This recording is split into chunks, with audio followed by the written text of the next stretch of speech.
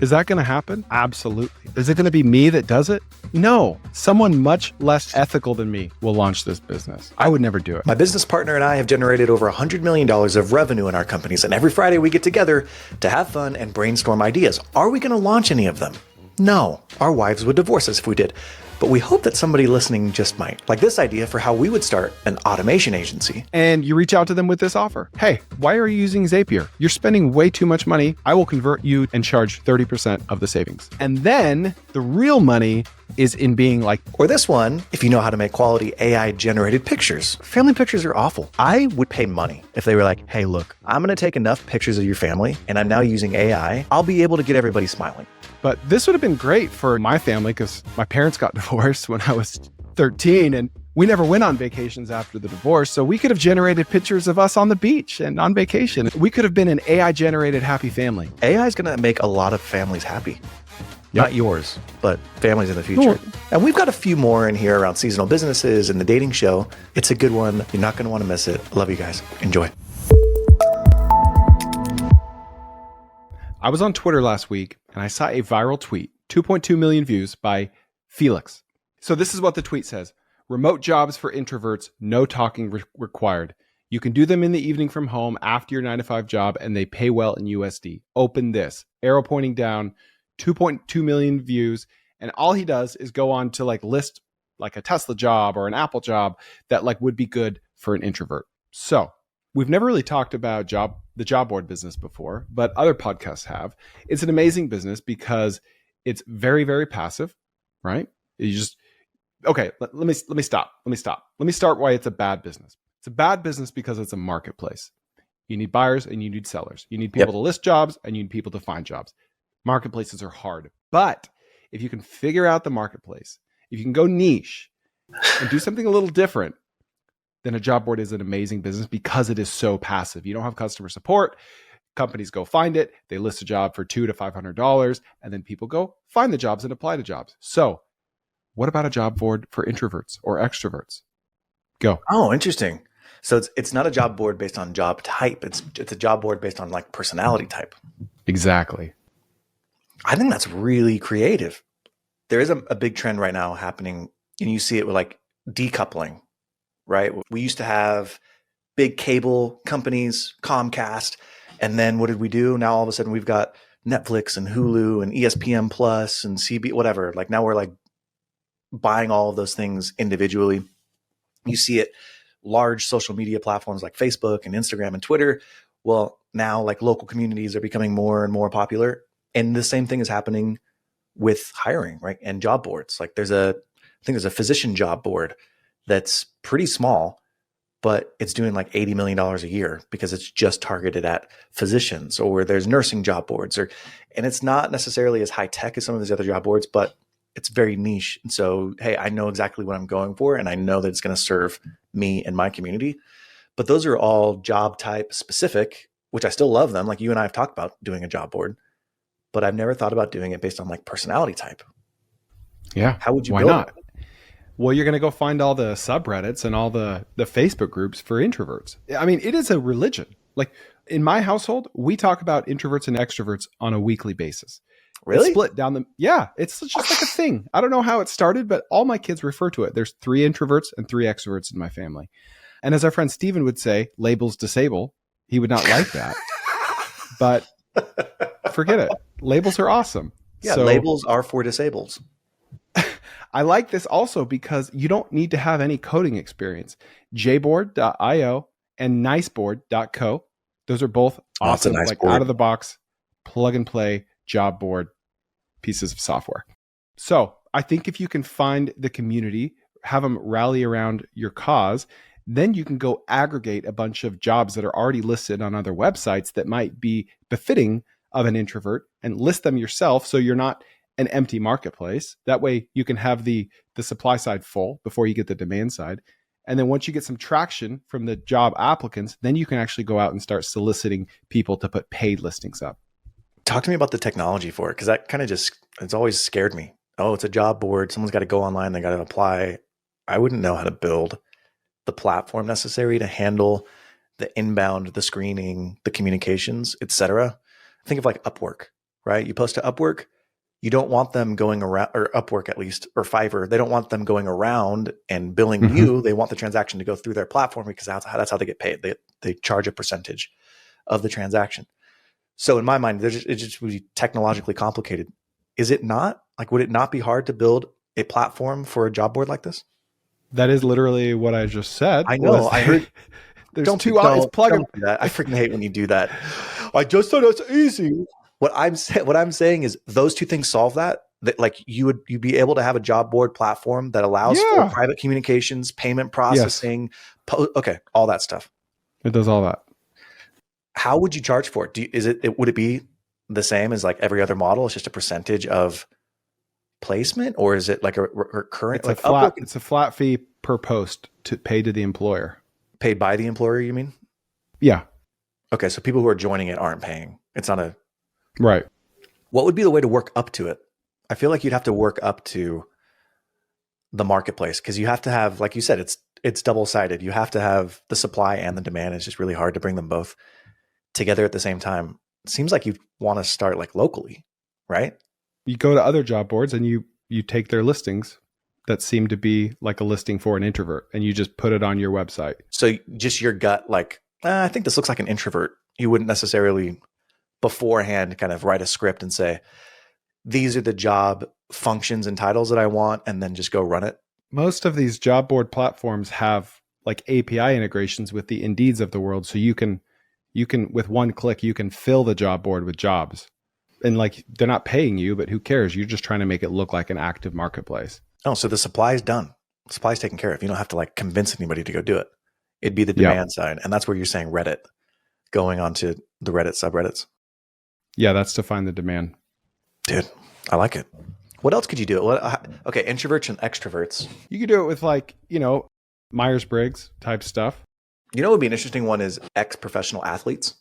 I know that's like hyper niche, but I love hiring ex-collegiate and I haven't hired that many professional athletes, but like ex-collegiate athletes, like they work hard, they know what it takes. They usually are disciplined, they're driven. Mm-hmm.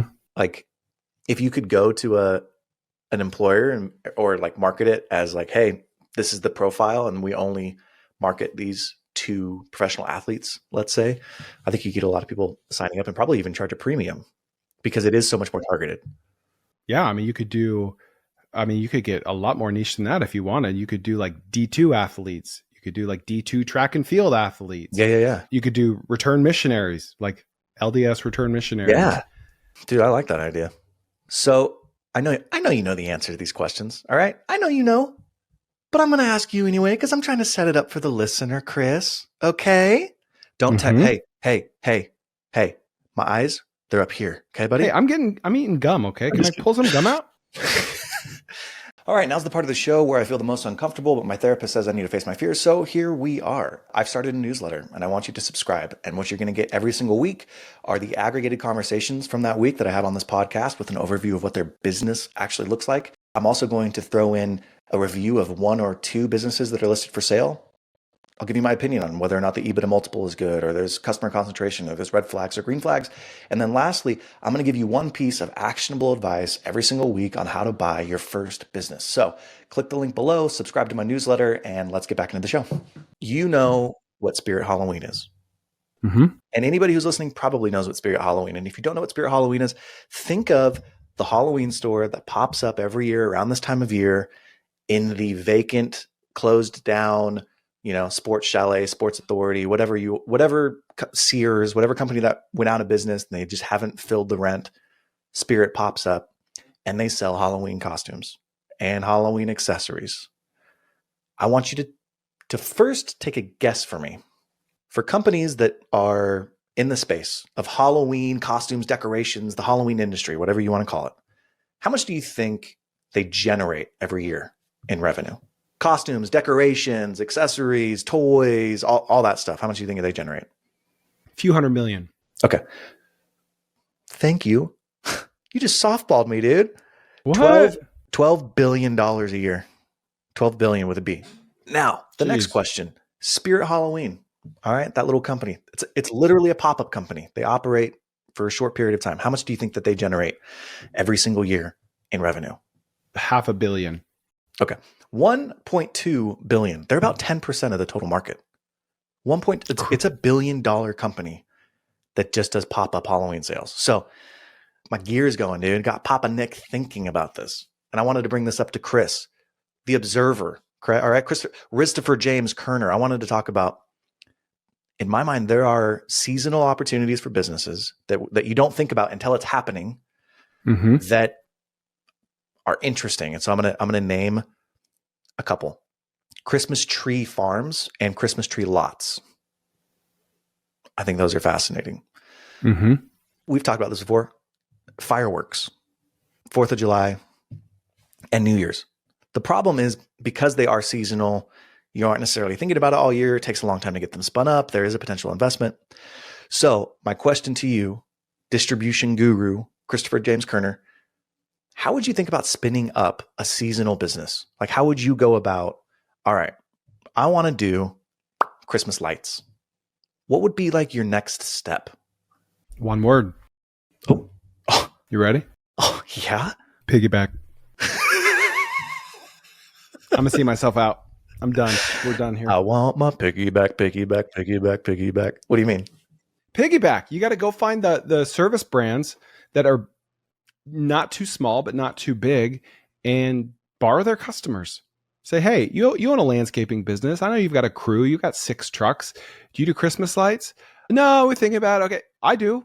Can you just refer us for, we'll give you a cut? Or would you just white label us? You can charge, you can collect the payment and just pay us 70% of it, and we'll come do the actual work. Just tap in. You're just all right, who already has access to the target market that I want access to? And I'm going to go to them. That makes total sense. Landscaping companies. What about, Christmas tree farms? How would I launch a Christmas tree farm? No, how would you go about identifying who would have access to your target demographic? I always see them in a grocery store parking lot, or a Home Depot, or maybe that's a market where it's they've kind of already got their people, right? My town, Tuscaloosa, Alabama, already has the tree lots that everybody goes to. And maybe that's a bad one, but here's, let's do another example. Seasonal. I got an idea. Okay, I'm here. So we're assuming that we're launching a Christmas tree farm, right? Yes. Is that what you're saying? Okay. So, or a Christmas tree lot that sells the trees, right? Yeah. And we're also assuming that we're not going to be, raising these trees ourselves. We're going to go buy them from someone else. Yep. Okay. So with that in mind, I don't think there's any loyalty to the Christmas tree business. I think it's one of those things where, every November rolls around, families driving around, they see it in the corner parking lot out in front of the Home Depot or whatever it is, oh, it's time to get a Christmas tree. They don't know what company's behind it. They don't care. They want a real Christmas tree. So they always buy it from the place that they see it. And maybe it's at this intersection one year and that intersection another year. They don't know or care if it's the same business or not. So what I would do is I would not worry about any competitors. I would go to the Department of Transportation website and look at the traffic counts at all the intersections in my local area, however far away I'm willing to drive. And I would find the one with the most cars. And then I would whittle it down, look at Google Earth, and find the intersections that actually have space for something like this, because many of them won't. And then I would go to the tax records and find the owner of that land and try to lease that land for 2 months every year. All right. And then I would just pop up shop. A genius idea. I'm going to try to level it up a little bit. So you are talking about getting customers by the busiest streets. All right. Because that's traditionally how they're done, right? Hey, I'm going to see it and then I'm going to pull over and I'm going to go and buy a tree. How could you find them before the impulse buy? Could you target on Facebook? Hey, reserve your Christmas tree today, 20% off, and pre-sell these Christmas trees and then go to a commercial. I'm sure you could find a commercial tree farm, because surely the tree farms are not the ones who are also popping up in the Ralph's or Kroger's parking lot, right? I'm sure you could find a commercial tree farm and negotiate a lower rate. And you're essentially just wholesaling them. And then obviously you would have to solve for the delivery, but is there a way you could go upstream and digitally market to those people, either through Facebook or through Google or Instagram, and get them to buy even before they're on the road with the impulse buy for trees? I think you could. I think that makes logical sense, but I've never seen anyone doing it. So it would just make me nervous. Oh, so if no one's ever done it before. Okay. Huh. I mean, really, I just don't want to be the first person to try that. Right. I would go to the guy who is doing it and just kind of like talk him up a little bit. Oh, it's a cool business. Oh, how many of these trees do you go through every season? And I'm sure they get asked that all the time. And it's like, okay, 2,000 trees every season in 2 months.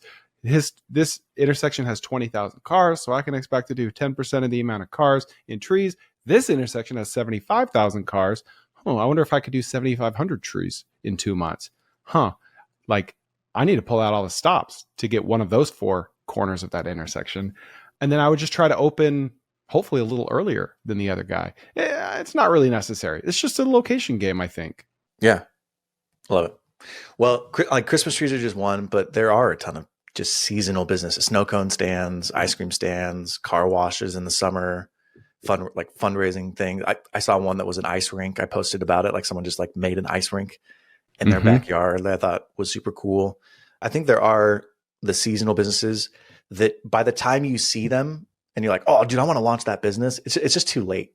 So I like the idea of like working my way back and thinking, all right, next year, if I was going to do a Christmas lights business, what am I going to do? And I really like that idea of just go and find the landscaper, like go and find who already has that target demographic and then reverse engineer it with them, like piggyback. Gosh, dang it, Chris, you're good at this. You're good at this. I don't know. I'm a framework guy. What do you want me to say?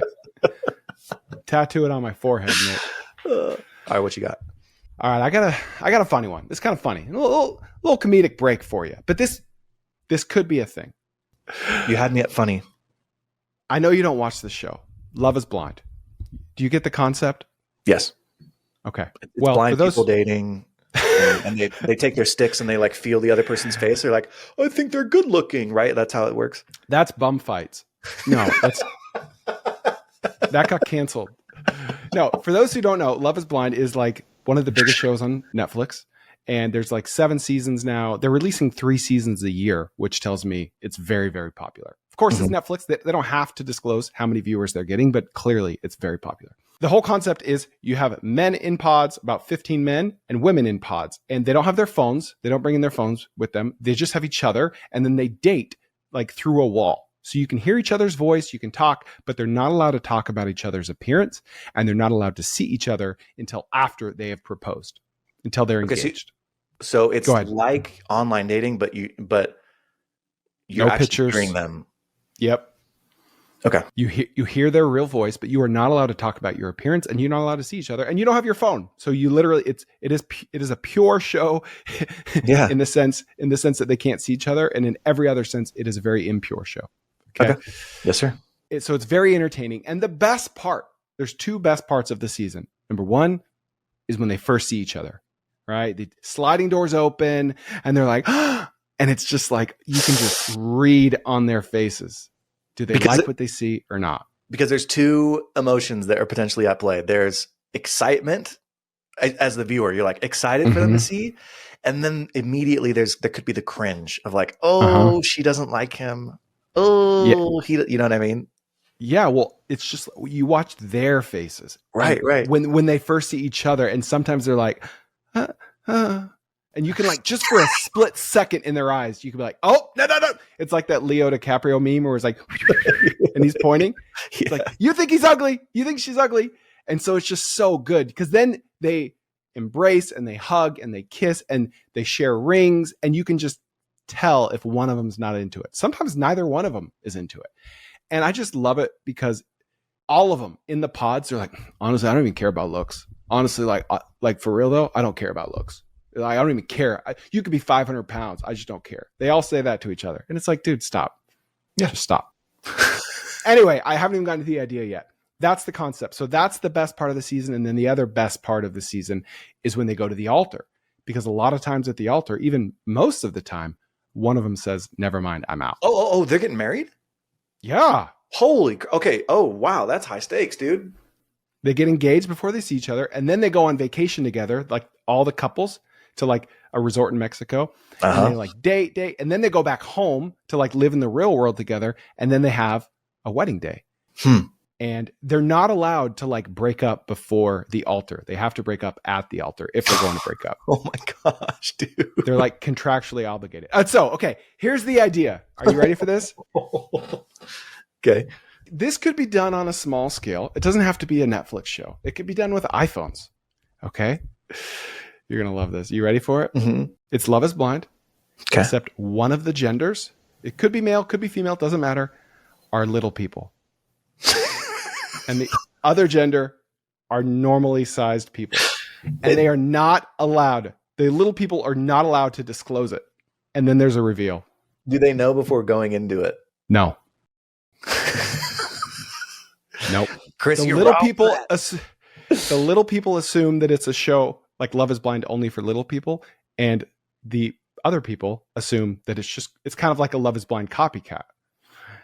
And then you have the big reveal, and we will truly know if Love is Blind when that reveal happens. Tell me that wouldn't be good television. Of course it'd be good television. I don't know Could that you you could imagine? do it more than one season, though. Oh, you could. You totally could. Do you remember when we were growing up? I mean, even now, they have movies, and like in the movies is like the ugly girl or the ugly guy or the guy that's gross or like whatever. I think about those people probably because I identify with them. But like that would suck to be like, oh yeah, I'm You're a movie reading the star. script. I'm a movie star. I'm in all, like Steve Buscemi. Like I'm a movie star, and it's like ugly man enters the room. And Fat Amy. Yeah, it's like you're just always known as that. Yeah. At least when you're famous, you have a lot of money to kind of like console yourself. Do you think there could be some like emotional damage for either one of them? Like the little people when they're like, wait, they didn't like me, or for the, I don't know, regular sized person when they just feel bait and switched. I don't know. That feels to me like you're upping the stakes and upping the likelihood of there being even just some mental trauma there. Yeah. Is that going to happen? Absolutely. Is it going to be me that does it? No. Someone much less ethical than me will launch this business. I would never do it. I thought you were going to say like business is blind. It's going to be called Love is Little. What about little lovers? That's something else entirely. What about little bit of love? Oh, that is the weirdest. I love that you brought it up, but that is one of the weirdest ideas. All right, I got one for you. Hey, You ready? would it not be good entertainment? Of course, it'd be good entertainment. It'd just be hard to pull off. You'd have to actually have the know-how and the infrastructure. All right. 2 weeks ago, beautiful Saturday, 80 degrees here in Boise, Idaho.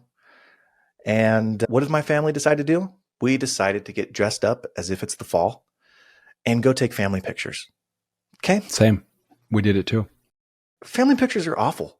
At least when your kids, are, yes, when your kids are little in particular and they're not listening and they're fighting with each other. And then it's like, oh, we got to retake that because so-and-so didn't smile or so-and-so messed up.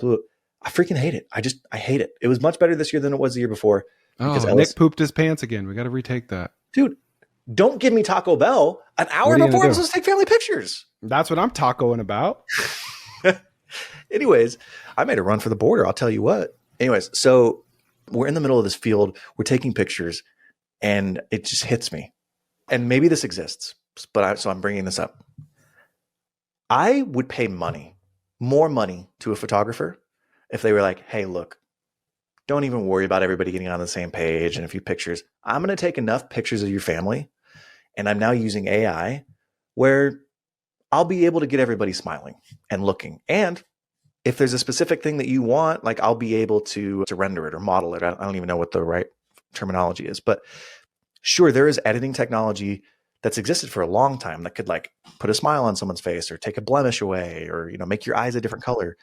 But the ability now of AI to generate images of people is almost indistinguishable. Like now I can tell that there's a difference, but when you first saw it, you didn't really know. But now you're like, oh, the skin's too smooth or the hand's messed up or like whatever. So my idea would be somebody who's AI savvy would go figure out the optical software necessary and just reach out to videographers, photographers, family photographers this time of year in particular and sell them a package that makes their job way easier. It's just like instantly creates the perfect family portrait. And I think that they would crush. What do you think? This is an amazing idea. And I love it. And I love you for saying yes. it. And I'm going to edit this idea to where it comes from my mouth when this becomes published. I don't care. All right, let me do you one further. Are you okay? You ready? Okay. Yep. Just share your Apple Photos album with me or your Google Photos album with me. Done. Or, hey mom, curate some of your favorite pictures of your kids. Maybe they're running around the house in a diaper. Maybe it's like a school picture. I don't care. Just share them with me. I'll do all the rest. And then you just, hey, here's the family at the hayride. Here's the family in a Halloween setting, at a Christmas setting, anything you want. Here's the family on Mount Everest, whatever you want. It could be goofy. It could be real. It could be a Western saloon style, and it could cost next to nothing. And I love your idea of piggybacking on the photographers because that makes distribution easier, but you don't even have to. This is just a website. This could just be a website. $50, $49, $19, where you just link your Google Photos album or your Apple Photos, and you just make it happen, and it just auto generates. Okay, I'm gonna take your level it up one. Have you ever done one of these? Have you ever gone to AI generating websites and they're like, yeah, upload 10 pictures of yourself? I have. Yeah. And I used my Apple Google Photos, and the AI Nick was not good. It did not look like me. But it was because the pictures that I had just weren't either consistent or not a good angle, or the resolution wasn't great, etc. What if we brought back the mall photo booths? Not photo booths, but photo shops where you go and as a family and take photos. And it's instead of family pictures and dressing up to go in the middle of the sun on, in a field or whatever, you just go to the studio, you take X number of pictures per kid, and then those are the photos that they use for that year's Christmas card, right? And then you don't have to worry about oh, I want it during the golden hour, so I'm going to make sure to get there between 4 and 5, and we can't be too early and we can't be too late, right? Yep. So you go, it's studio, lighting's really good, you get really good pictures, and then, like you said, you use AI to edit it and you spit out the family Christmas card. I think you could do that, but I don't think you have to do all that.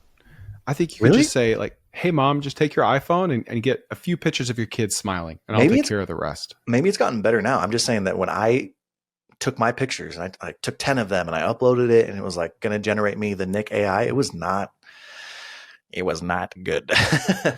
I think Midjourney and Comfy UI has better options now, because I did a headshot generator as well for Jesse, and Jesse's looked good. It was passable, but it wouldn't be used for this. Like you're Jesse's saying. was fine, and that was a year ago, wasn't it? Maybe you're right.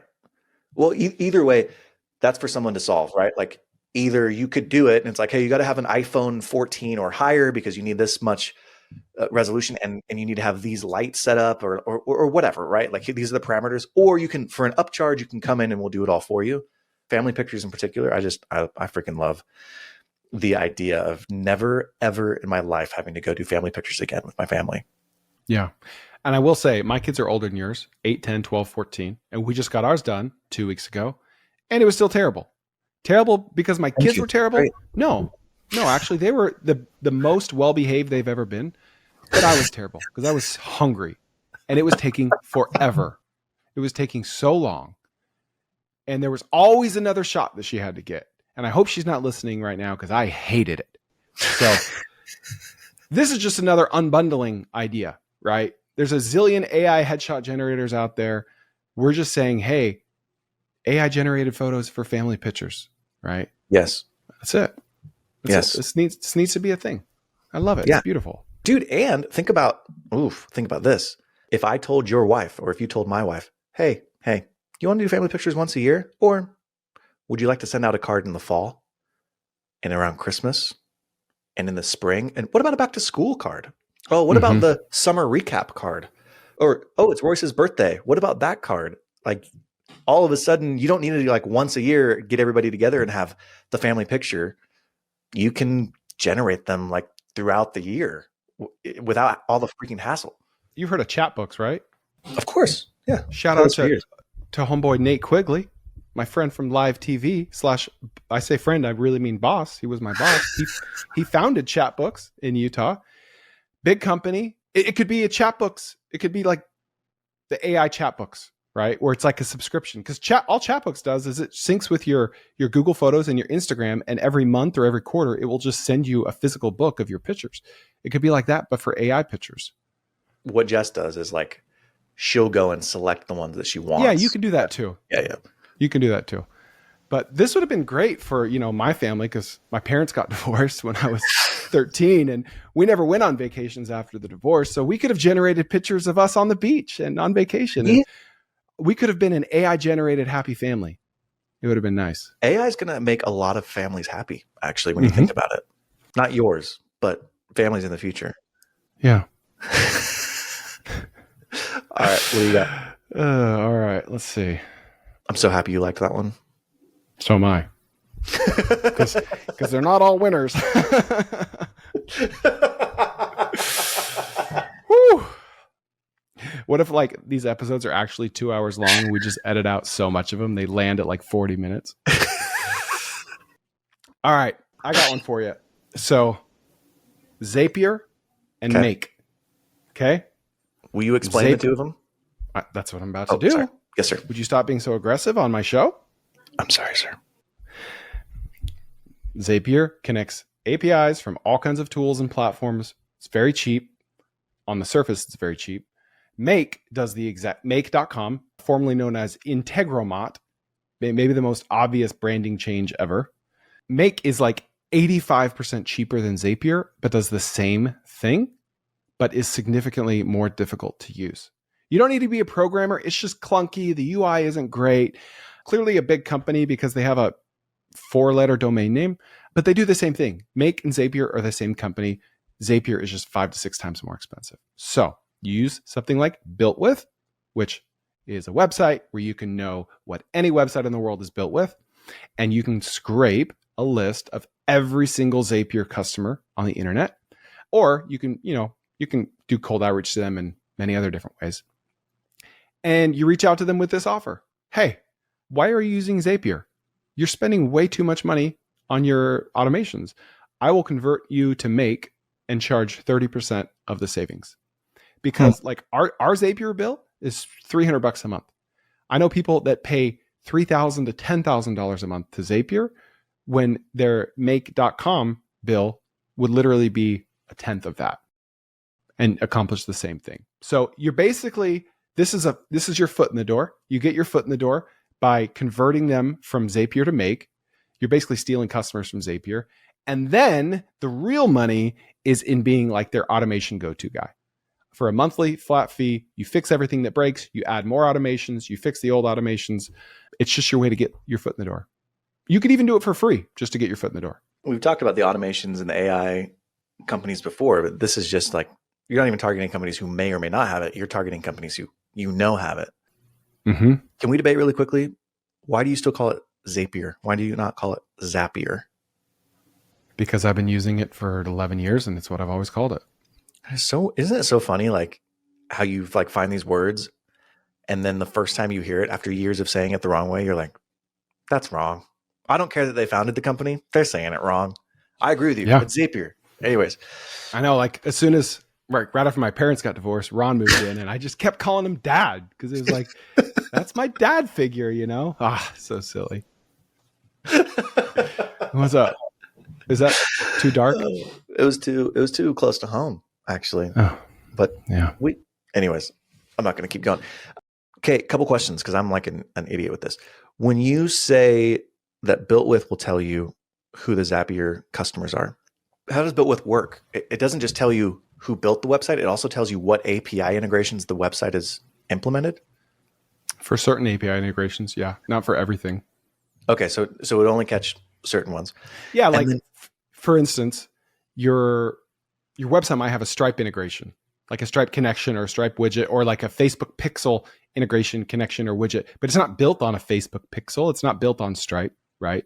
And are you just assuming that it's Zapier? Like if someone has a Stripe payment automation, is there any other way that it could be something else?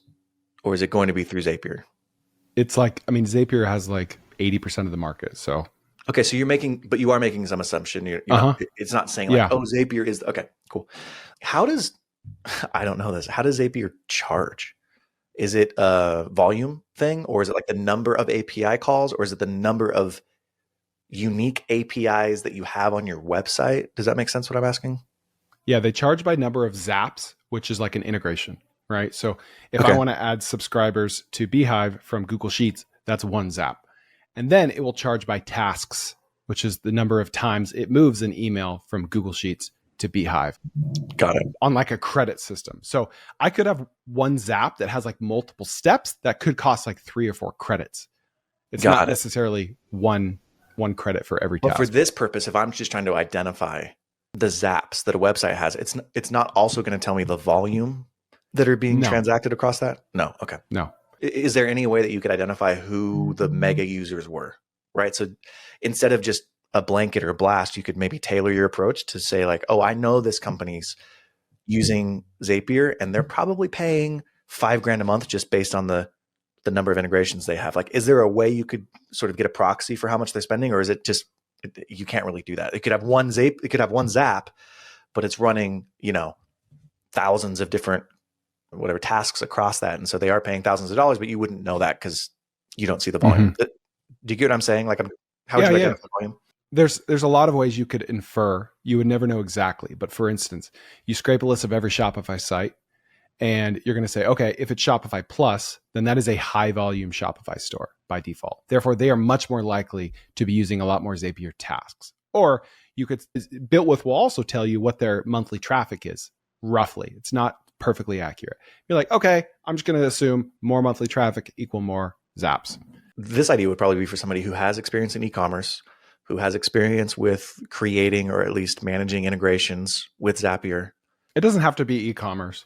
Just somebody who would have the knowledge to say like, oh, you're a Shopify premium store. Like I wouldn't know that just off the bat, right? But somebody who's in that space or who understands e-commerce is going to look at that and say, oh, in order to have that, that's a $5,000 a month subscription. So that's going to justify the spend because they have whatever, the volume. But I'm trying to get at like, who would be the perfect profile to do a business like this? Someone that does not necessarily know how to code, but knows how to use Zapier, like who is technically savvy enough to know their way around tools like these. Like Jordan? Yeah. Or like me, right? Like I think like most people our age, I would think. Because like if you can code. I spent 20 minutes today trying to get our VA access to my Facebook business profile. Well, in your defense, it's a little tricky in there. It gets a little hairy in Meta Business Manager. Is this thing on? Are you my grandson?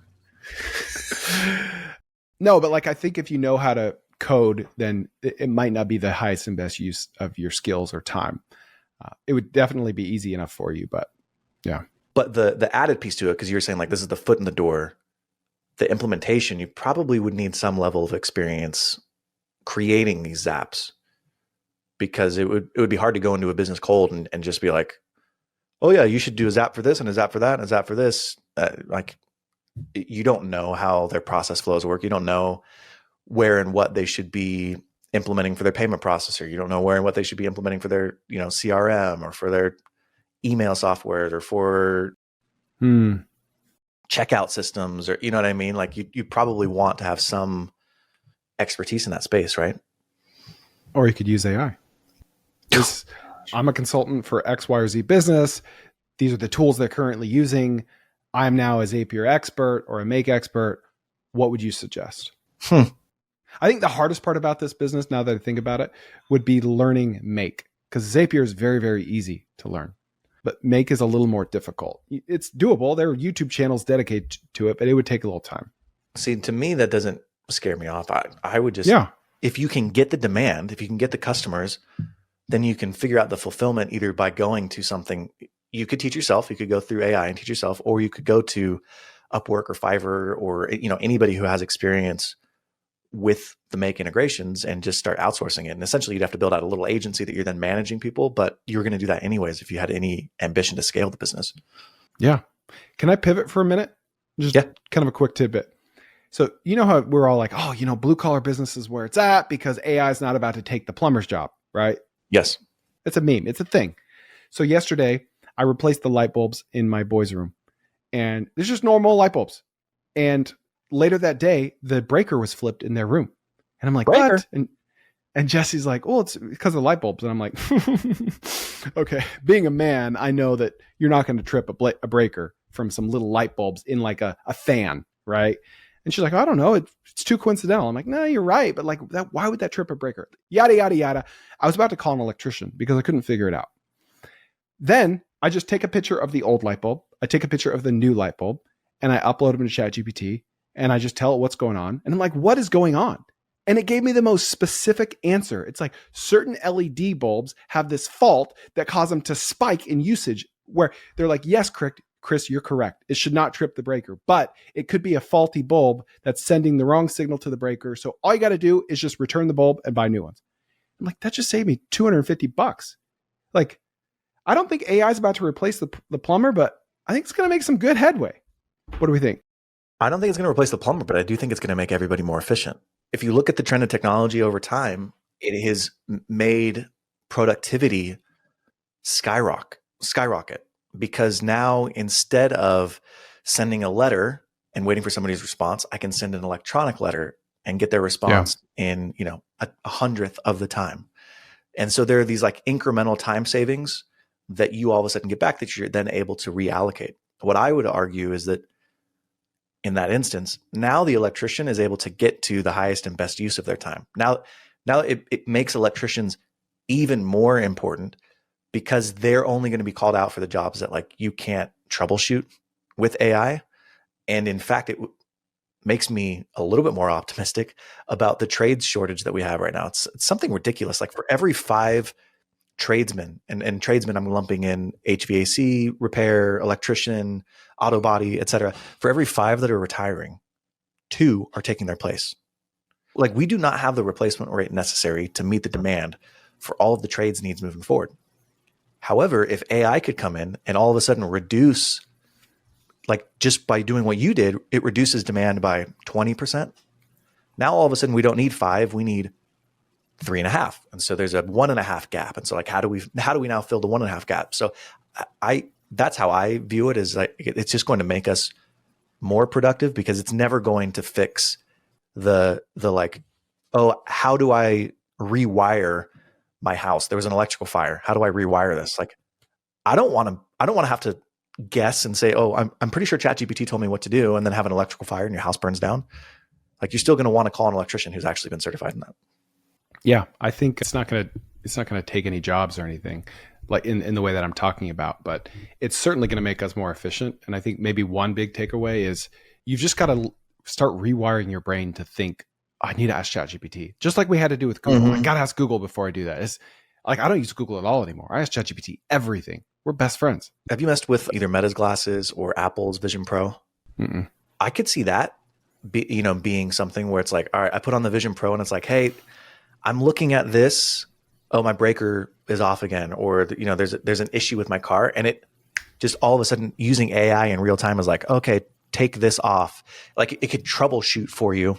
So then it either significantly cuts down on the amount of time that you're going to have someone coming in and diagnosing, or you can solve the problem and by not having somebody actually come out and fix it. So I could see it with augmented reality really, really disrupting things. But the like literally coming out and fixing plumbing or, repairing your roof or power washing your driveway, like AI is not replacing that. Like those are still things that are going to have to be done by people. But the diagnostic that you're describing, like what is wrong with it, I think AI definitely will eliminate a lot of need for specialized services for the diagnostics. All I know is that thanks to this cheap guy right here, there's some electrician in the Northwest DFW suburbs that's $250 poorer today because of ChatGPT. So I'd say that's enough. That's enough data to make a pretty significant conclusion here, Nick. I love it. All right, guys, we do this every Friday. This is Holdco Bros. And if you liked this conversation, go check out this conversation where we talked about perfume vending machines. We tweeted about this, and then we actually started a business based off of the inbound and are now up and running. We've done almost $200,000 of sales, and this episode talks about the genesis of that. So with that, I'll see you guys next time.